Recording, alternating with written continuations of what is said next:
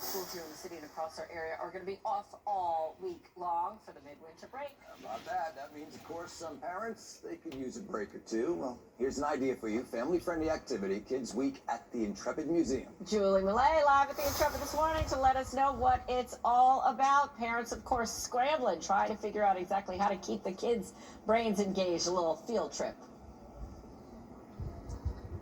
And what better field trip than this? You get to come here, show your kids all the cool Navy jets and everything they have here, and then you get some fun too, because there's so much going on this week. Don't take my word for it, though. I'm going to bring in Alicia Siegel. She's the producer of public programs here at the museum, here to talk to us about Kids Week. The first 3 days of Kids Week this week are space themed. If you couldn't tell by Alicia's outfit, it's giving Miss Frizzle this morning. We have the earrings, the space dress, and of course, the shoes. Absolutely giving me life this morning. Alicia, thank you so much for being here. Tell us what we can expect here at Kids Week. Absolutely. So Kids Week is our big annual festival geared entirely for kids. We always host it at the same time every year because it's during the midwinter recess for schools here in the local area. So we have a lot of things going on to, entice kids of all ages.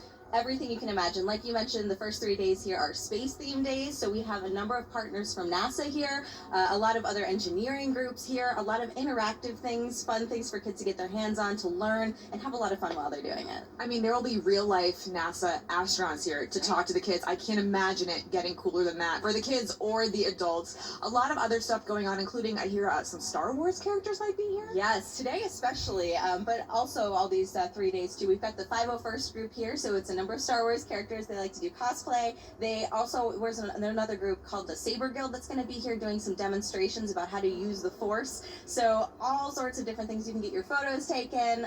We have over 60 of them coming today, actually. So they're going to be all across our complex. 60 characters. 60 Star Wars characters, yes, at least. And, you can get your pictures taken in front of all these planes, like you said, with them, too. Maybe do some Force poses and whatnot. Oh, my goodness. So a lot going on, but this is all in addition to the programming that is already happening here at the museum. That's right. All year long, we have a number of different things going on as well. We have a number of virtual programs that we do almost every month called Astro Live. Also, if you're a space fan, perfect thing that you can tune in for as well. It's free. We interview NASA scientists and engineers and people working in the space industry on all sorts of different missions and topics all year. And then we also have a number of different other events too. We're about to actually unveil a brand new airplane here in the next month or so, the Corsair. So there's a little bit of construction up front now, and you'll get to see it actually as it's being worked on upstairs in our hangar. And then we also have a brand new exhibit on underwater archaeology that we're going to be opening this summer as well. So lots of fun stuff all year long, and we're kicking the year off right with Kids Week. Yeah, an inside look at outer space, underwater, all the things. Thank you so much, Alicia, for joining us. Kids Week going on here all week long. You can go online to get your tickets there. Admission is free for kids under 4.